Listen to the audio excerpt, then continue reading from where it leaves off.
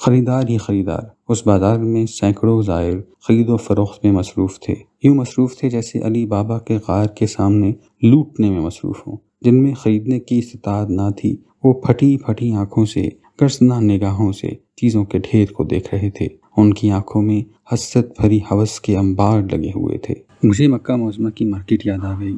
مکہ معظمہ میں نے قدرت سے پوچھا تھا، کیا مکہ میں بھی شیطان کی پہنچ ہے؟ قدرت نے جواب دیا کہ حرم شریف کو چھوڑ کر یہاں ابلیس خود سرگرم کار ہے۔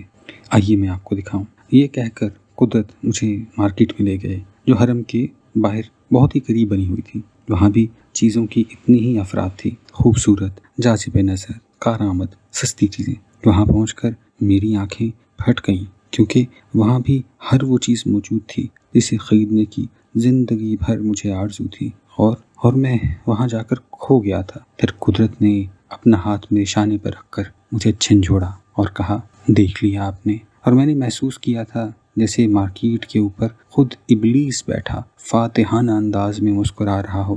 دفتن کسی نے میرے شانے پر ہاتھ رکھ کر مجھے جھنجھوڑا۔ میں چونکا، پھر مجھے یاد آیا کہ میں کون ہوں اور کہاں کھڑا ہوں۔ سامنے ابلیس کے دانت نکلے ہوئے تھے اور وہ حقارت سے میرا منہ چڑھا رہا تھا۔ غصے سے چھلانگ لگا کر میں چوک کے درمیانی تھڑے پر چڑھ گیا۔